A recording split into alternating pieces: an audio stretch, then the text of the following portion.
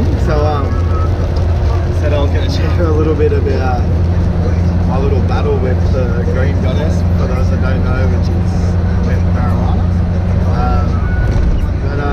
Yeah, you know, like this is something I've done since I was a kid, since I was like 12 or 13 years old, and I really love it. Like, it has some amazing fucking benefits. Like, you know, just the way that I was using it was fucking ridiculous. Like, it basically became like crack after a while, and that, like, you know, I used to go and do stuff and then come back and have a bit, but then it turned into me having a bit, then going to do stuff, and then it got to the point where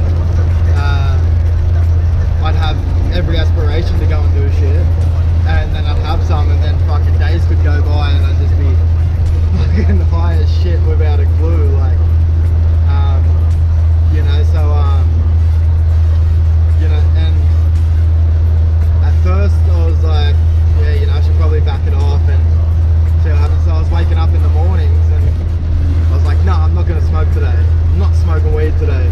But, you know, I was so fixated on that I didn't realize that I was bringing it in more, and I ended up smoking so much, like so much more than I was at the time, just because I was so fixated on it, on the actual topic itself, not on ways to stop or anything. Just that sentence alone was in my head all day. And then, you know, so what it took for me, and this went on for fucking ages, like this was consistent for a very long time, just back and forth, and then come the afternoons, I'd be like, what the fuck did I do that for, you know, like, there's no need for it, all this kind of stuff, like, it really got to me, like, it was fucking pissing me off, to be honest. And then, so, but what it took for me to actually get to that point where I let it go was admitting that I had a problem, accepting that it was a problem for me in my world, that I couldn't do shit without it. Like, it was owning me, basically. And then, you know, and so it was when I vocalized that, like, when I actually spoke it out loud to someone and admitted it to myself and vocalized that I had a problem. You know, I had to shed a little fucking tear and had a little somewhat of a fucking mental breakdown as well, but you know, that was the biggest blessing I've ever had. Like, that, it was such a freeing feeling afterwards. I just knew at that moment that it wasn't for me anymore, and that no matter what I had to sit with and surrender to, it was going to be fucking better than living that Groundhog Day every day, because you know, like, I don't like to look far into the future or anything. I like to be here and now, but when I could see myself 20 years down the track just being fucking, you know, just absolutely just a mess, really, I was like, wow, is that actually what I want for myself and in this life? And the answer is simple no. Like, you know, if I had the self-control like a lot of people do, where you can have a bit, don't have to have it every day and all that sort of stuff, cool, then, you know, without a doubt I'd still smoke it. But I don't have that. It's either all in or not at all for me. So and you know, like, I'd sit there all day and try to come up with ways on how to do it and how to let it go, and it just wasn't happening. So I got to the point where all I could focus on after that was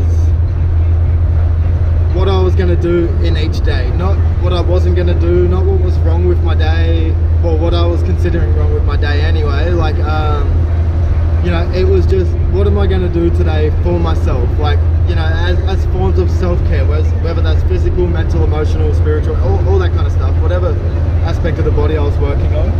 But, you know, and then I started, you know, for me, movement is my biggest medicine, whether it's yoga, martial arts, running, fucking skateboarding, anything that requires the body to move and be creative, I'm about it. So,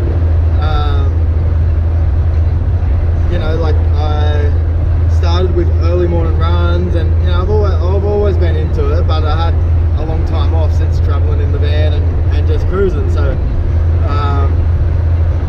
to creating a reality for myself that supported health and supported my health. And so with that, things have just been falling away after that. Like, don't get me wrong, I still have my own little battles. Like, tobacco is another thing that's been there since I was a kid, so you know, that's on its way out too. I slowly, the more that I focus and pay attention to my own breath and see the benefits that come with just paying attention to your own breath and using breath work. Like, I see that, you know, when I was stressed out, run to the bong or a cigarette, if I'm on the roof, and it's just some days I just really don't want to be there, so I'd have a fucking joint in the hat, cigarette in the other ear, and then you know, I was just really taking advantage of it all and abusing it. But the more that I sit with it and realize that the breath is our tool to stay centered and stay grounded, it's all just slowly falling away without me having to beat myself up every day over it. And I know that, you know, no one can tell me shit because I've done it both for that long, that I understand the battles. And when people come up to me quietly by themselves and like, man, fuck, man, I need to do something different, I'm like, well, yeah, a lot of people fucking do, but it's the biggest thing is accepting and vocalizing it, whether it's to yourself in the mirror or to someone out loud.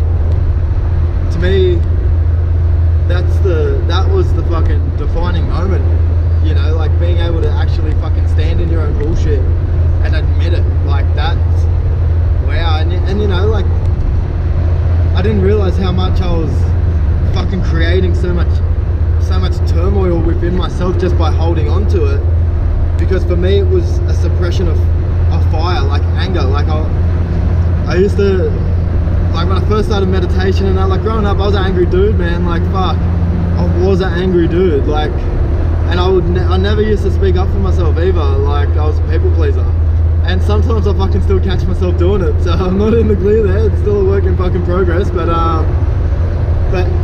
yeah, you know, like, I realized that what I was doing was extinguishing my fire, but create, like, in my, you know, in my external reality, but to fit the mold. But then what I was doing was igniting an even bigger fire within myself. So, you know, sometimes just letting stuff go over your head doesn't go over your head. That's something I realized, especially things that hurt me, because they make a really solid imprint on me. Because I'm like, I don't understand why people like to go out of their way to hurt each other. But, you know, like, and fuck, I'm guilty of it too. It's fucking humanism at its finest. But, like, you know, yeah, I realized, you know, I even went through a stage that I would be like, no, I never get angry, and then someone hit the wrong fucking button and they get all the shit that I've been burying, and it's all just like, fucking bleh, cop this cunt, I don't give a shit. And, you know, then I carry the guilt later, the shame of that later, and all that sort of stuff. So, you know, to be able to accept that anger and fire is such a big part of me. Like, the way I look at it is like, you know, everyone talks, oh no, this has nothing to do with it, star signs mean nothing, you know, and all that. But, you know, Maltese, Spanish, Indian, Sagittarius, fuck it, I'm all fire, you know, like, that's just that's just all it is. And then, so now that I'm learning to own that, and that's why some people hear me say, like, no, I appreciate my fuck yous. If I have to say it, I'm saying it. Like, and that's, I don't just mean fuck you, I mean, like, if I have to stand up for something and say and speak on my truth, that's what I'm doing. Like, that's, you know, how it comes out. Like, my shade might be your sunshine on that day. It's not my place to say that, but fuck, it just might be. I know that some of my lessons come from someone fucking saying the hard words to me that I didn't want to hear. But you know, and so yeah, I guess acceptance is the biggest thing. Like, admitting, and this goes for anything, like, no matter what it is, like, to be able to accept creates, like, it's just a release once you accept it. Like, I felt like I had so much more space within myself to create something different, and it blew my mind away, because at first I was like, you know, I use weed to get creative, I'd use weed to tap in and get deeper in my meditation, and, you know, and at times it did, man. At times it was amazing. I could smoke some and refit out the van and not bat an eyelid. I wouldn't have to speak, didn't eat, didn't fucking do nothing, just a bit of music and a few joints, and I was good. Like, but you know, when it comes to the other side of it, where you're just smoking and being a potato, you know, I'll consider myself a sweet potato because they're fucking heaps better than white ones. So yeah, but you know, when you become that little vegetable smoker, it's fucked, man. Like, I started having a lot of doubt on what I could and couldn't do anymore. Like, and a lot of it was, I can't do this, or I'm too much of a stoner now, or how am I ever going to do that? Like, who am I? And you know, another one was, who am I without weed? And I had this, you know, idea that I am this fucking real angry guy because, you know, the way that I used to bottle up shit. But now I see that what was happening was the people-pleasing side of it, and the me letting everything go over my head because I was stoned and not speaking my truth in the moment. That was the anger and what I was holding on to. Like, all the little things. There was no, you know, there probably are big things that'll come up when they're meant to or whatever, but I don't focus on all that shit. Like, I just focus on what's being presented to me now, and that's sort of what it was. And you know, so since then I've been able to start reminding myself, yes, I fucking can do shit. Yes, I'm fucking multi-skilled. I can pick up no sports straight away. I can still jump on the skateboard after 30 and get tricks down. You know, I got fucking multiple qualified across different industries. I just don't know which one I want to really pursue right now. And you know, I had to build myself efficacy, I think it is, where you know, you remind yourself of the things that you can do. Like, self-esteem's good, but that can fluctuate. But self-efficacy, if I'm saying that right, don't, you know, fuck your judgments if I'm wrong, but anyway, you know, reminding myself of the cans and fucking off the can'ts, like, because, you know, I related to skateboarding. Tony Hawk did a 900, it was the greatest thing in the world. Nowadays, 12-year-olds are doing fucking 900s for fun, and you know, to me that says something. It's the mindset in which we have, like, and the way that you develop of building that mindset and creating a world of cans instead of can'ts. That is the real thing. Like, it might just be a small thing. Like, you might be, you know, an amazing handwriter. You might have really neat handwriting. Create a style that's fucking beautiful. Like, that's your own unique thing that you can do. Like, you know, like for me, left-handed, I write some shit and half the shit's gone by the time I get to the other side of the page, right? But you know, so when I draw backwards. I draw from right to left.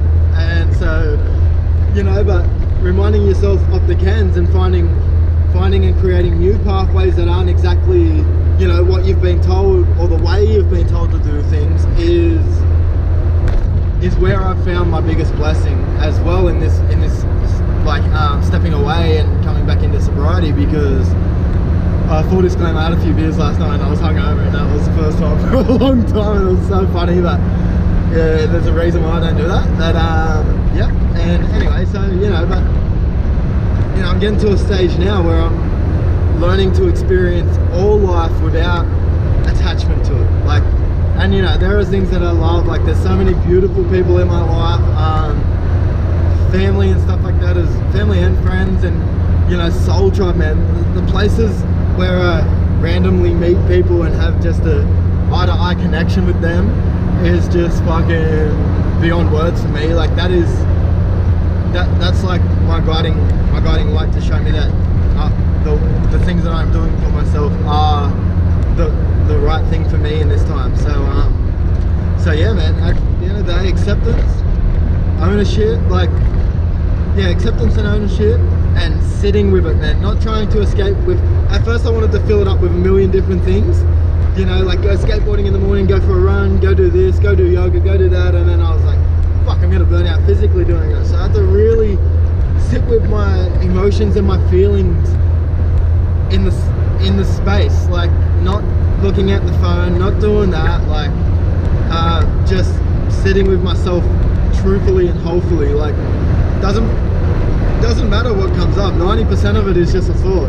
just a fucking, just just a wavelength from the supercomputer in your head, you know, and that's all.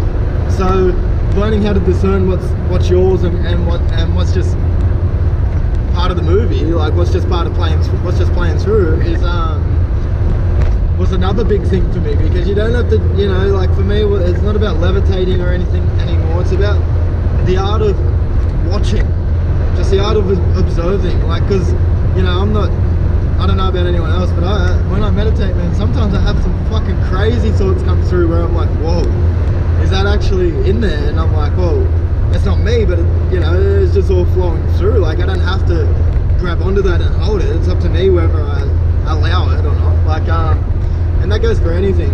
Like, I don't care, you know, whatever. Like, it's for anything that comes through. You get to pick and choose. You know, and that's the beauty of it all. But after you sit with it and you realize, okay, so I've sat now and I'm ready to move on, and the next thing is the self-efficacy. You start building on the things that remind you that you can do shit and that you're worthy of shit, and that your own you fucking fuck this word, uniqueness, fuck, that's a solid one. Your own uniqueness is your savior, really, because man, when you're doing the things that you love for you without anyone else, fuck man, it's so fucking good. You don't have to give a fuck about Instagram and all that kind of shit. Like, yeah, I post some stuff on Instagram, but that's not half the shit I do in my day. Like, that's just bits and pieces that I want to share. Like, most of the really enjoyable stuff I do, I honestly keep that shit to myself because it's for me. And like, so yeah, building yourself back up for you. And then, you know, another thing that really got me was escape. I always escape. If I think I want to quit or anything, I'm like, boom, out the bush, boom, up to Bello. And I love Bello. Bello's home. But at the moment, I've had to put myself in the places where I struggle the most. For me, it's family. And I love my family to death, but it just is what it is. For me to let go of that was really hard around my family. And so I had to put myself there, and I kept wanting to run, and things would happen, and I'd find myself still on the coast making all these plans to go back up to Bello and all that. But then I realized that what I had to do was sit here and stay with it. And you know, because the place where I struggle the most with it, if I can't be influenced there, no motherfucker's gonna influence me anywhere, and that's all there is to it. Like, it just is that way. Because once I can build myself in that space, I can be anywhere and maintain my own energy, and that's what it's all about. Like, yeah, it's amazing to be in somewhere where everything's just fucking fully vibrant and community is so strong and beautiful, but to run away without facing my shit in those spaces first, it just follows you. It followed me everywhere. Like, you know, I go anywhere I'd go, I'd find weed. I was in fucking India and Rishikesh. Next thing I found hash. I was like, how the fuck did I find hash? Like, what the hell? And then that's when I realized that, yeah, I was trying to escape without dealing with it first. And then so, yeah, you know, and it was kind of, you know, and I've quit weed a lot of times in my life and gone back to it. And that was because I escaped to do it. I realized that I had to do it here. I had to feel everything that came up with it without fucking, you know, whatever it was, like without using another substance to get around it or anything like that. I just had to face it. And so now that I've done that, so now that I've accepted and owned it, sat with the bullshit, started working on myself again to get the efficacy back up, and yeah, you know, and enjoyed the fact that I learned how to sit in these spaces, in these real uncomfortable fucking places, and somewhat enjoy it. Like, just be like, yeah, you know, be able to observe the situation without being attached to it. That was the real fucking healing for me, man. That was what it was. Like, and you know, not everything has to be a struggle. Like, the life doesn't have to be suffering at all, but those things I had to suffer for, I had to suffer to surrender for myself anyway. Like, that was what it was, and I feel like it already made me so much stronger just by doing that mentally and emotionally. Like, a big thing for me was dealing with emotions. That's, you know, big bong head. It's easy to just smile when you're stoned all the time. Like, I say I don't give a fuck about anything when I'm high, but they all internally imprint. That was the big issue. So yeah. So I'm gonna stop talking now because I want to get off the freeway and try and find somewhere to skate. But yeah, for anyone that does struggle and all that, you know, those four or five principles work for me, like acceptance and ownership. You know, I love like vocalizing it. Yeah, vocalizing it, sitting with it, self-efficacy building, and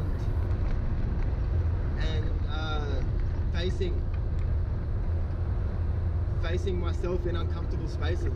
Those things are, for me anyway, they were my guiding light, and you know, so they'll be principles that I carry from now on. Don't get me wrong, if I know that a place isn't for me, I'll be saying fuck it and moving on to the next one. That's the beauty of me having a van. But you know, for right now, I'm content. I can see that everything that I'm working on right now is